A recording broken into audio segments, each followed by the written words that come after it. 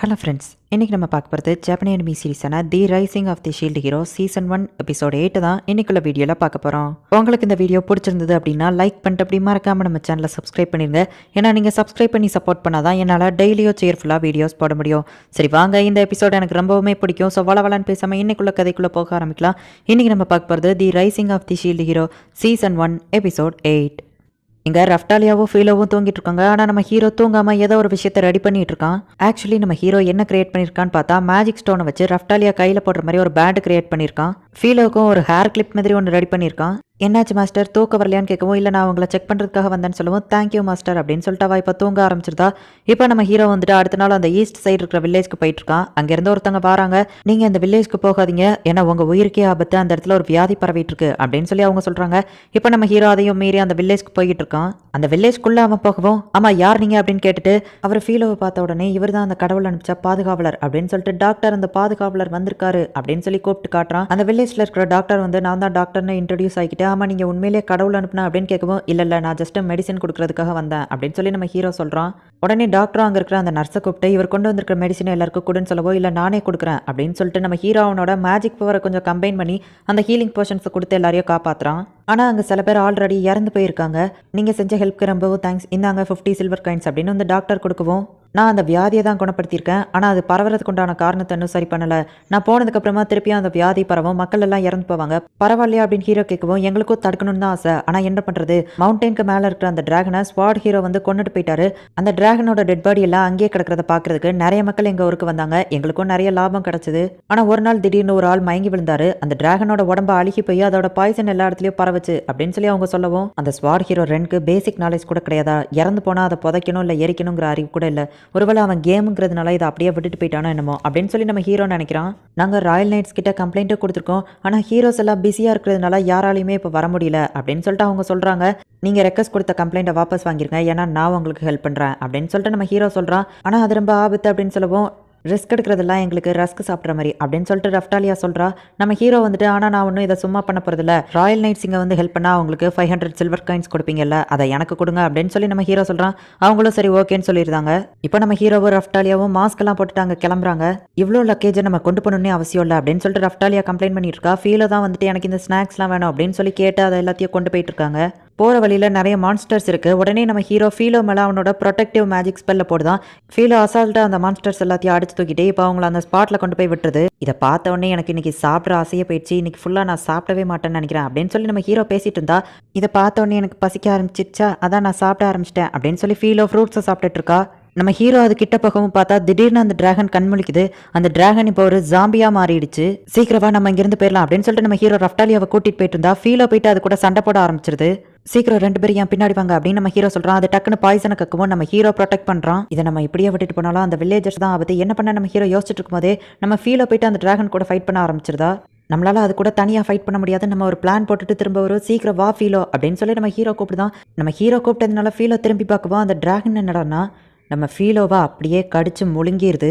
அப்படியே இவங்க மேலே பாய்சன் கேஸ் அதை ரிலீஸ் பண்ணுது. நம்ம ஹீரோ ஃபீலோவை பற்றின இருக்கிற மெமரிஸ் எல்லாத்தையுமே யோசிச்சு பார்க்குறான். அவன் செம டென்ஷன் ஆகுறான். எனக்கு மட்டும் ஏன் இந்த உலகத்தில் இப்படிலாம் நடக்குது அப்படின்னு அவன் டென்ஷன் ஆகுவோம். உனக்கு பவர் வேணுமா, நீ எல்லா விஷயங்களையும் வெறுக்கிறியா அப்படின்னு சொல்லி ஏதோ ஒன்று கேட்குது. உடனே நம்ம ஹீரோவும், ஆமாம் இந்த உலகத்தில் இருக்கிற எல்லாத்தையுமே நான் வெறுக்கிறேன் அப்படின்னு சொன்ன உடனேயுமே நம்ம ஹீரோக்கு திடீர்னு ஏதோ ஒன்று ஆகுது. அவனுக்கு நிறைய பவர்ஸ் வந்த மாதிரி தெரியுது. நீ எப்படி ஃபீலோவை கொல்லலாம்னா ஒன்று சும்மா விட மாட்டேன் அப்படின்னு சொல்லிட்டு ரஃப்டாலியாவும் வருத்தப்பட்டு இருக்கா.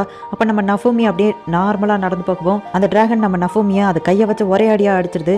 மாஸ்டர் அப்படின்னு சொல்லிட்டு ரஃப்டாலியா வருத்தப்பட்டு இருக்கா. அப்போ தான் பார்த்தா நம்ம ஹீரோ அப்படி செம டென்ஷன் ஆகி அந்த டிராகனை அவன் கையாலேயே தடுத்துட்டு இருக்கான். ரேம்பேஜ் மோடுக்கு போய் அவன் அந்த டிராகனை தூக்கி அடிக்கிறான். அவன் நின்றுட்டு இருக்கிற அந்த ஃபோர்ஸ் தாங்காமல் அவனை சுற்றி ஒரு பள்ளமே கிரியேட் ஆகுது.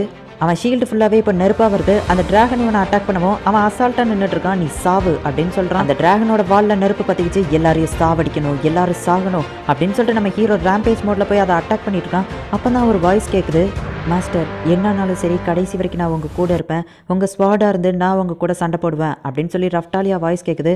பார்த்தா நம்ம ஹீரோ நார்மலாயிருதான். மாஸ்டர் நஃபூமி நல்ல வேளை நீங்கள் நார்மல் ஆகிட்டீங்க அப்படின்னு சொல்லிட்டு ரஃப்டாலியா சொல்கிறான். ஆனால் ரஃப்டாலியா மேலே நிறைய அடிபட்டிருக்கு. உடனே நம்ம ஹீரோ ஹீலிங் மேஜிக் அவன் மேலே யூஸ் பண்ணுறான். அவன் எத்தனை தடவை அந்த ஹீலிங் மேஜிக் அவன் மேலே யூஸ் பண்ணியுமே அவள் எந்திக்கவே மாட்டிக்கா, அவளுக்கு சரியாகவே மாட்டிக்கி. அந்த டிராகன் நம்ம ஹீரோவை அட்டாக் பண்ணுது. அவன் அசால்ட்டாக தடுக்கிறான்.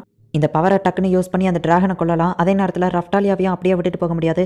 என்ன பண்ணுறது அப்படின்னு நம்ம ஹீரோ யோசிச்சுட்டு இருக்கான். அந்த டிராகன் திடீர்னு வழியில் துடிச்சு அப்படியே இறந்து போயிடுது. மாஸ்டர், ஒரு வழியாக நீங்கள் அந்த டிராகனை கொண்டுட்டீங்களா? உங்கள் ஹீலிங் மேஜிக் கொஞ்சம் யூஸ் ஆயிருக்கு அப்படின்னு சொல்லி ரஃப்டாலியா சொல்கிறா. அப்போ தான் பார்த்தா அந்த டிராகன் வயிற்றுக்குள்ளேருந்து கிழிச்சிக்கிட்டு ஃபீலோ வெளியே வரா. ஃபீலோ, நீ இன்னும் உயிரோடு தான் இருக்கேன்னு கேட்குவோம். ஆமாம் அப்படின்னு அவள் சொல்கிறா. அந்த ரத்தம்லாம் தெரிச்சதே அப்படின்னு கேட்குவோம். அது அந்த பழம் தான்ப்பா அப்படின்னு சொல்லிட்டு அவள் சொல்கிறா. இப்போ நம்ம ஹீரோ கொஞ்சம் ரிலாக்ஸ் ஆகுறான். அந்த டிராகனோட வயிற்றுக்குள்ளே இருக்கும்போது அதுக்குள்ளே நான் ஒரு பர்பிள் கலர் ஸ்டோனை பார்த்தேன் அப்படின்னு ஃபீலோ சொல்கிறா. அந்த ஸ்டோன் தான் கண்டிப்பாக இந்த டிராகன் திரும்பவும் எந்திரிச்சு வர்றதுக்கு காரணமாக இருக்கும். ஆமாம், இப்போ அந்த ஸ்டோன் எங்க அப்படின்னு சொல்லிட்டு நம்ம ஹீரோ கேட்குறான். பார்த்தா அதை நான் சாப்பிட்டுட்டேன் அப்படின்னு சொல்லிட்டு ஃபீலோ சொல்கிறா. ரஃப்டாலியா தடுமாறி கீழே விழவும் ஃபீலோ டக்குன்னு போய் ஹீலிங் போர்ஷன் எடுத்துட்டு வா, நம்ம இவளை கூட்டிட்டு வில்லேஜ்க்கு போவோம் அப்படின்னு சொல்லவும், இல்லை ஃபர்ஸ்ட் அந்த டிராகனை நீங்கள் என்ன பண்ணணுமா அது பண்ணுங்க, நான் பரவாயில்லாம தான் இருக்கேன் அப்படின்னு சொல்லி ரஃப்டாலியா சொல்கிறா. சரி ஓகே அப்படின்னு சொல்லிட்டு அந்த டிராகனோட பாடியை இப்போ அவங்க அழிச்சிருந்தாங்க. இந்தாங்க 500 சில்வர் காயின்ஸ் டாக்டர் கொடுக்கவும், இந்த காசை நீங்களே வச்சுக்கோங்க, இதை வச்சு எப்படியாச்சும் ரஃப்டாலியாவை குணப்படுத்துங்க அப்படின்னு சொல்லிட்டு நம்ம ஹீரோ சொல்கிறான். எங்களால் முடிஞ்ச லெவலுக்கு நாங்கள் ட்ரை பண்ணி பார்த்துட்டோம். ஆனால் அவன் மேலே பட்டிருக்கிறது கர்ஸ் அப்படிங்கிறதுனால எங்களால் போக்க முடியல.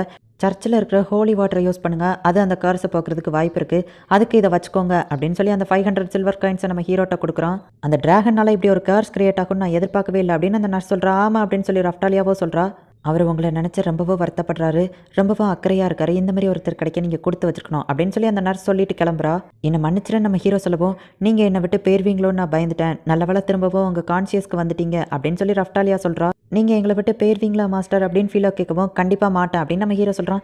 உங்களுக்கு ஒரு கிஃப்ட் வச்சிருக்கேன் அப்படின்னு சொல்லி அவள் அந்த முழுங்கின ஸ்டோனை கொடுக்குறா. இது அந்த டிராகன் வயிற்றுக்குள்ளேருந்து நான் எடுத்தது தான் அப்படின்னு சொல்லவும், நம்ம ஹீரோ இப்போ அதை அந்த ஷீல்டுக்குள்ளே போடுதான். புது ஷீல்டு ஒன்று அன்லாக் ஆகுது. ஆனால் இதை யூஸ் பண்ணுற லெவலுக்கு உங்களோட லெவல் இன்க்ரீஸாக இல்லை அப்படின்னு சொல்லுது. நான் என்னோட கான்ஷியஸ்னஸ்லேயே இல்லை, நான் திடீர்னு கோவப்பட்டுட்டேன், நான் ஒரு முட்டாள், என்னால் தான் உங்களுக்கு கஷ்டம், என்னை மன்னிச்சுக்கோங்க அப்படின்னு ஹீரோ சொல்லவும், இதில் உங்கள் தப்பு எது இல்லைன்னு ரஃப்டாலியா சொல்கிறா. ஆமாம், டிராகன்ஸை பார்த்தோன்னே நான் ரொம்ப டென்ஷன் ஆகிட்டு போய் அட்டாக் பண்ணேன், என்னோட தப்பு தான் அப்படின்னு சொல்லிட்டு நம்ம ஃபீலோ சொல்கிறா. உடனே நம்ம ஹீரோ அவங்க 2 பேர் கையவும் பிடிச்சிட்டு, இதுக்கப்புறம் இந்த மாதிரி நடக்காமல் பார்த்துக்கிடுவோம், நம்ம ஸ்ட்ராங் ஆகுவோம் அப்படின்னு சொன்ன உடனே அவங்க 2 பேரும் ஓகேன்னு சொல்கிறாங்க. நம்ம ஹீரோ ஸ்மைல் பண்ணுவோம், நீங்கள் ஃபஸ்ட் டைம் ஸ்மைல் பண்ணிட்டீங்க அப்படின்னு சொல்லிட்டு அவங்க 2 பேரும் சொல்கிறாங்க. ஓ அப்படியா அப்படின்னு சொல்லிட்டு நம்ம ஹீரோ கேட்குறான். இன்றைக்கி நைட்டு நீங்கள் ஏன் கூட தூங்குறீங்களா, நீங்கள் என் பக்கத்தில் இருந்தால் எனக்கு கொஞ்சம் தைரியமாக இருக்கும் அப்படின்னு ரஃப்டாலியா சொல்லவோ, ஃபீலோ இன்னைக்கு நைட்டு நீ ரஃப்டாலியா கூட தூங்கு அப்படின்னு சொல்லவோ, ஃபீலோவோ சரி ஓகே அப்படின்னு சொல்லிட்டா. நீங்களும் எங்கள் கூட தூங்குங்கன்னு சொல்லவும், அதுக்கு கண்டிப்பாக வாய்ப்பில்லை அப்படின்னு சொல்லிட்டு நம்ம ஹீரோ அங்கேருந்து கிளம்பிடுதான். நான் இன்னும் கொஞ்சம் ஸ்ட்ராங் ஆகணும், என்ன ஆனாலும் சரி அவங்க 2 பேரையும் நான் ப்ரொடெக்ட் பண்ணணும் அப்படின்னு நம்ம ஹீரோ நினைக்கிறான். இந்த இடத்துலேயே இந்த எபிசோட் முடியுது. இதுக்கப்புறம் வரப்போகிற எபிசோட்ஸ்லாம் இன்னும் வேறு லெவலில் சூப்பராக இருக்கும். நீங்கள் எதிர்பார்க்காத ட்விஸ்ட் அண்ட் டர்ன்ஸ்லாம் உங்களுக்காக காத்துட்ருக்கு. ஸோ மிஸ் பண்ணாமல் பார்த்து என்ஜாய் பண்ணுங்கள். அண்ட் உங்களுக்கு இந்த வீடியோ பிடிச்சிருந்தது அப்படின்னா லைக் பண்ணிட்டு அப்படி மறக்காமல் நம்ம சேனலை சப்ஸ்கிரைப் பண்ணிடுங்க. ஏன்னா நீங்கள் சப்ஸ்கிரைப் பண்ணி சப்போர்ட் பண்ணால் தான் என்னால் டெய்லியும் சியர்ஃபுல்லாக வீடியோஸ் போட முடியும். சரி ஓகே, தேங்க்யூ ஃபார் வாட்சிங். பாய் கைஸ், நெக்ஸ்ட் எபிசோடில் மீட் பண்ணலாம்.